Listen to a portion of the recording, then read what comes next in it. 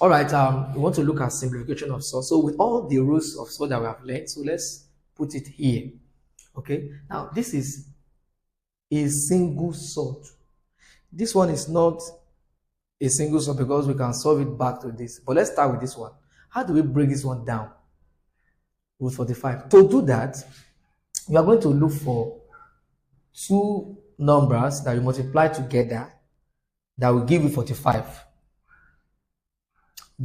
I can have 15 times 3. I can also have 9 times 5.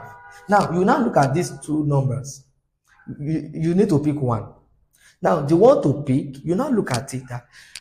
The one you are picking, one of them must be a perfect square. Now, the problem is, what do we call a perfect square? A perfect square is a number that the square root is not a decimal. That is, that you can easily find the square root. For example, if 4 is a perfect square because the square root of 4 is 2. This 2 is not a decimal.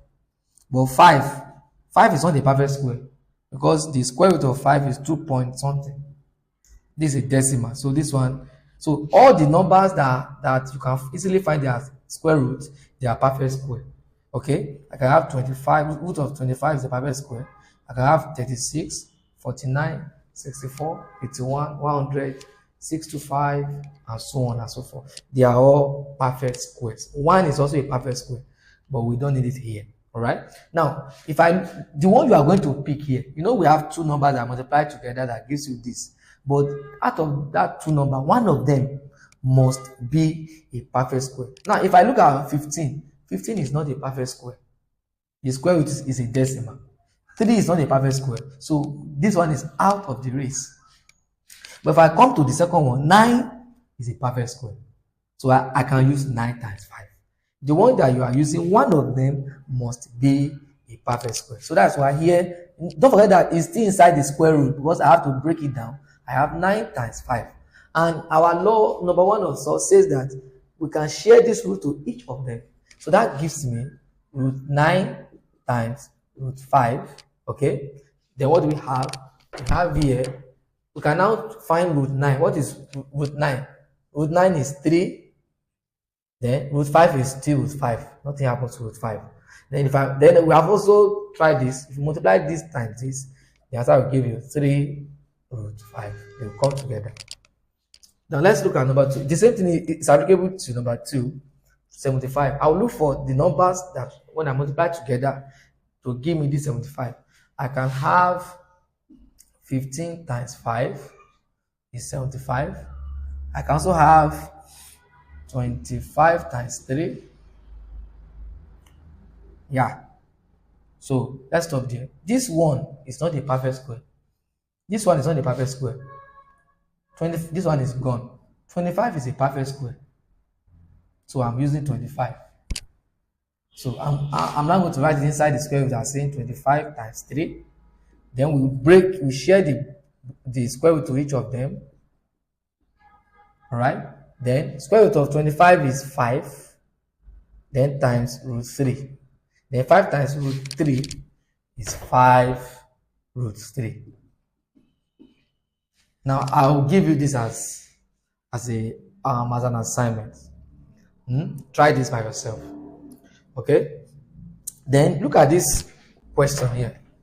It says express the following as a single SURD. This is a single SURD. You can see the transformation from here to this.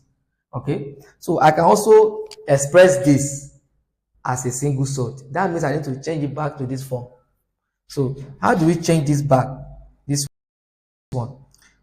Before you get to 2 root 5, it is from 2 times root 5. It's like you are solving backward.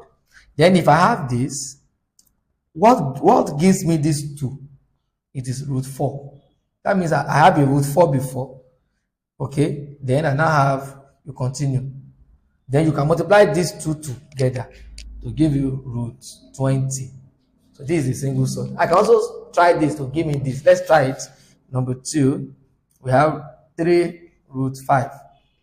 What I need to do is to say 3 times root 5. So what gives me this 3? It is root 9 that gives me 3, then times root 5. So 9 times root 5 is what? Root 45. So this is a single SURD. That's just all about that. Then the next one is that let me just show you what is called basic form of SURD. If I have root 6, root 18, then maybe root 2, root 12. Now, which of these is in their basic form? Let me start with root 6. Root 6 is already in its basic form.